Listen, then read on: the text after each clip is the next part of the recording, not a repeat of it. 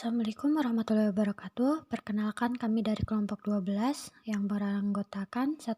Faryatunida, 2. Aulia Salsabila, 3. Faira Nazarida. Kami di sini akan menyampaikan hukum transplantasi organ, euthanasia, dan transfusi darah dalam Islam. Yang ke-1, transplantasi organ. Pengertian transplantasi. Transplantasi adalah pemindahan suatu jaringan atau organ manusia tertentu dari suatu tempat ke tempat lain pada tubuhnya sendiri atau tubuh orang lain dengan persyaratan dan kondisi tertentu. Orang yang anggota tubuhnya dipindahkan disebut donor atau pendonor, sedangkan yang menerima disebut resipien. Cara ini merupakan solusi bagi penyembuhan organ tubuh tersebut karena penyembuhan atau pengobatan dengan prosedur medis biasa tidak ada harapan kesembuhannya. Ditinjau dari segi kondisi donor atau pendonornya, maka ada 3 keadaan donor. 1. Donor dalam keadaan hidup sehat.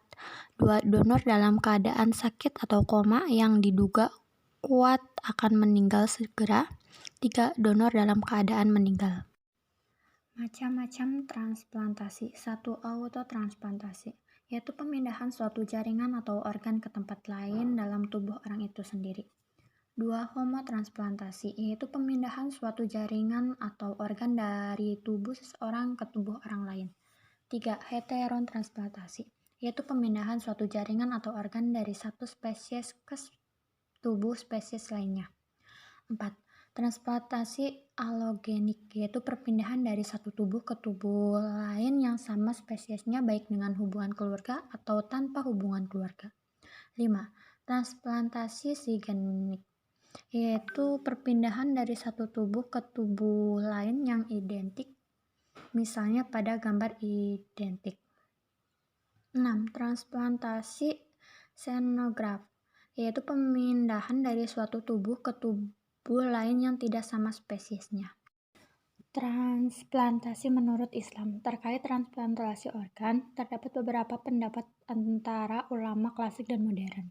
Ulama klasik memperbolehkan transplantasi selama tidak mendapatkan organ lainnya dan tidak menimbulkan mudarat. 36 sebagian dari ulama memperbolehkannya transplantasi organ. Yusuf Qaradawi memperbolehkan, akan tetapi sifatnya tidak mutlak melainkan bersyarat.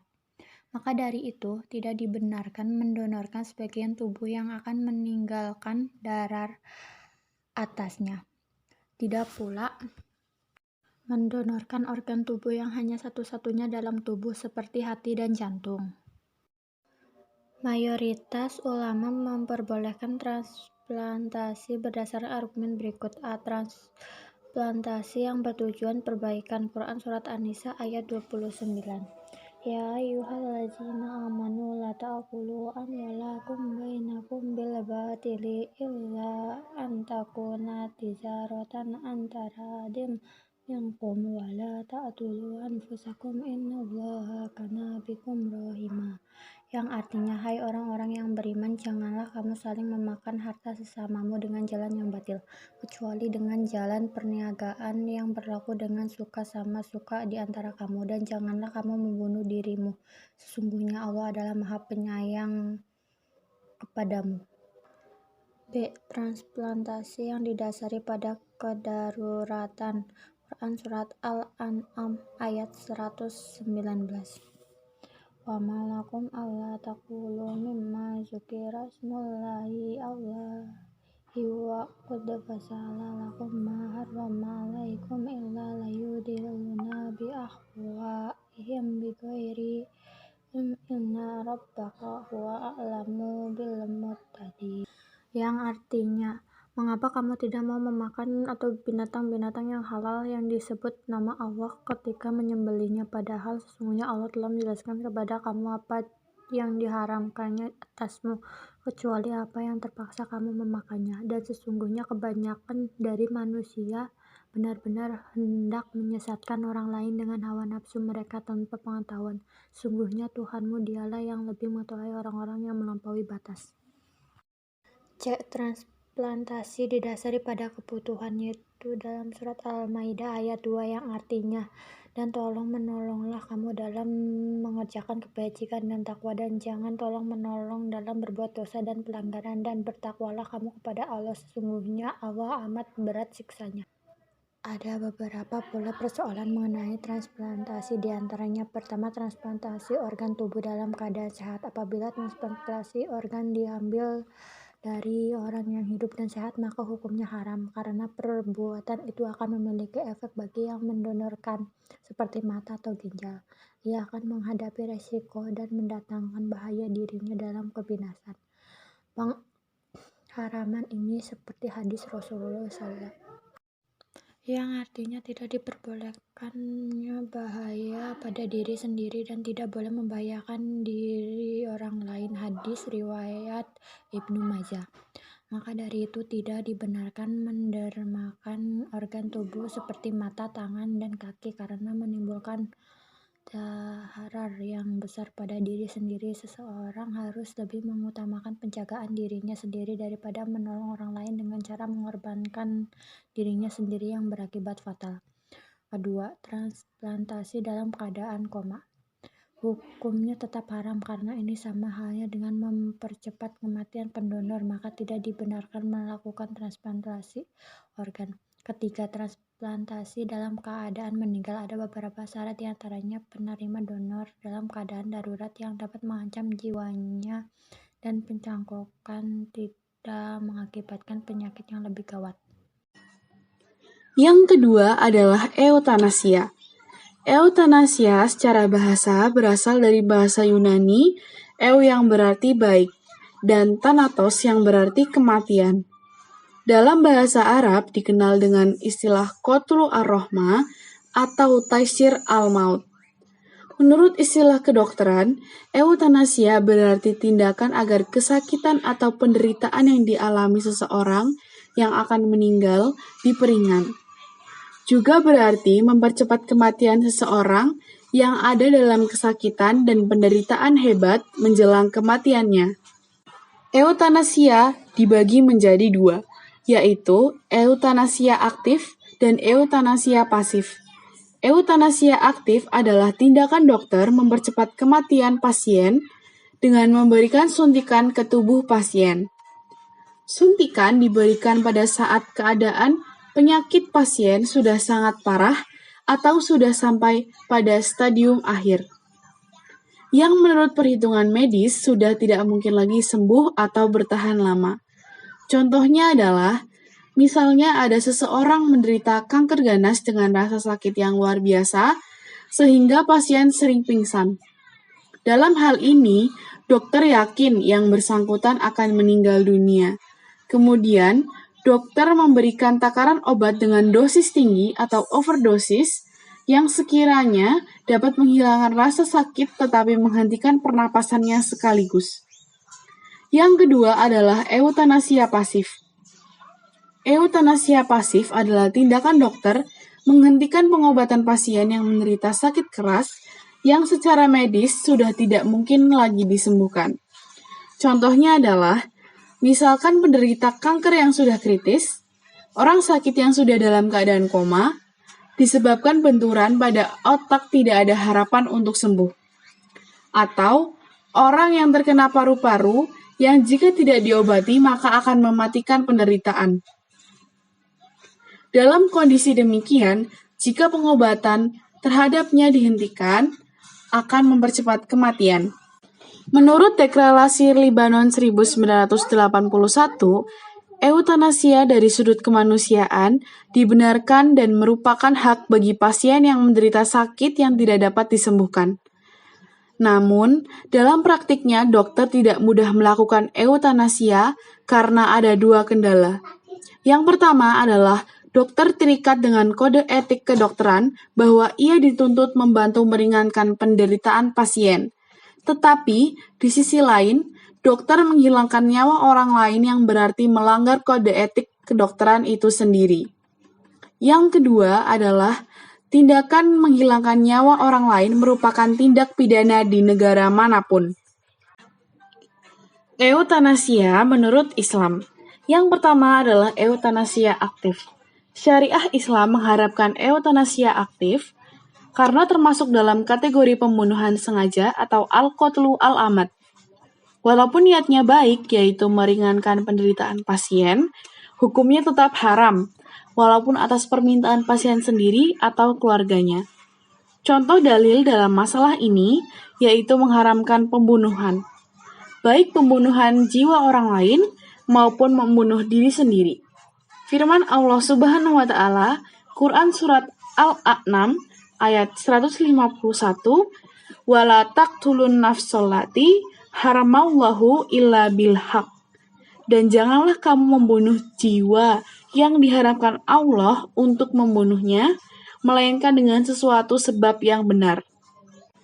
Dari dalil tersebut, jelaslah bahwa haram hukumnya bagi dokter melakukan eutanasia aktif, sebab tindakan itu termasuk dalam kategori pembunuhan sengaja atau al-qatlu al-amad, yang merupakan tindak pidana atau jarimah dan dosa besar. Dokter yang melakukan eutanasia aktif, misalnya dengan memberikan suntikan mematikan, menurut hukum pidana Islam akan dijatuhi qisas, hukuman mati karena membunuh, oleh pemerintah Islam khilafah, sesuai firman Allah Quran Surat Al-Baqarah ayat 178. Telah diwajibkan atas kamu qisas berkenaan dengan orang-orang yang dibunuh. Namun, jika keluarga terbunuh atau waliul maktul menggugurkan qisas dengan memaafkan, qisas tidak dilaksanakan. Mereka punya dua pilihan, yaitu meminta diat atau tebusan, atau memaafkan dan menyedahkan. Yang kedua adalah eutanasia pasif. Pengobatan dalam hukum Islam adalah sunnah. Termasuk dalam hal ini, memang memasang alat bantu bagi pasien dan hukumnya sunnah. Maka, jika ketika dokter telah menetapkan bahwa si pasien telah mati organ otaknya, maka dokter berhak menghentikan pengobatannya, seperti menghentikan alat bantu pernafasan dan sebagainya. Karena itu, hukum eutanasia pasif dalam arti menghentikan dengan mencabut alat-alat bantu pasien setelah matinya atau rusaknya organ otak, hukumnya boleh atau jais dan tidak haram bagi dokter. Jadi, setelah mencabut alat tersebut dari pasien, dokter tidak dapat dikatakan berdosa dan tidak dapat dimintai tanggung jawab mengenai tindakannya itu. Namun, untuk itu disyaratkan adanya izin dari pasien, walinya, atau wasinya. Jika pasien tidak mempunyai wali, wasi, maka wajib izin dari pihak penguasa atau al-hakim atau ulil amri. Terima kasih. Yang ketiga adalah transfusi darah. Transfusi darah adalah proses mentransfer darah atau darah berbasis produk dari satu orang ke dalam sistem peredaran darah orang lain.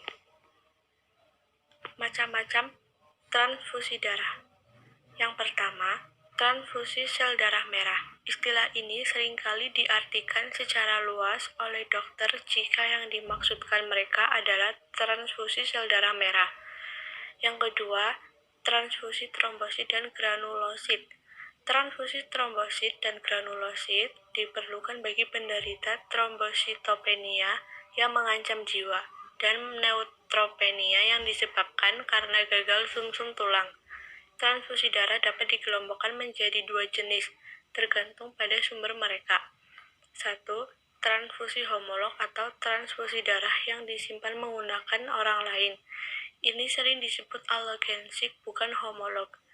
2. Autologus transfusi atau transfusi menggunakan darah pasien sendiri disimpan. Syarat transfusi darah. 1. Berusia 17-70 tahun. 2. Berat badan minimal 45 kg. 3. Nilai tekanan darah normal atau berkisar 90/60 sampai 120/80 mmHg.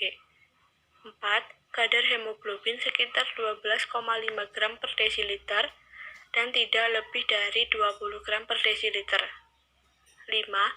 Jarak waktu donor darah terakhir minimal 3 bulan sampai 12 minggu jika sebelumnya sudah menjadi pendonor.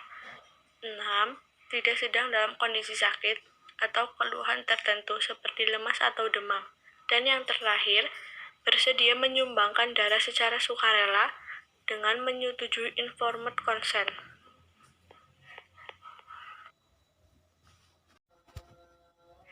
Hukum transfusi darah dalam Islam. Menurut ulama fikih, pemindahan darah seseorang ke tubuh orang lain tidak membawa akibat hukum apapun dalam Islam.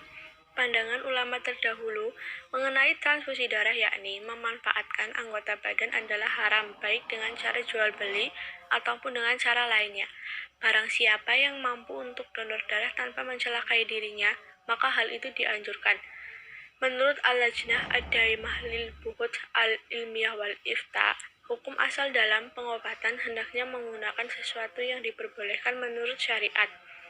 Namun jika tidak ada cara lain menambahkan daya tahan dan mengobati dengan menggunakan darah orang lain, maka diperbolehkan menggunakan darah orang lain.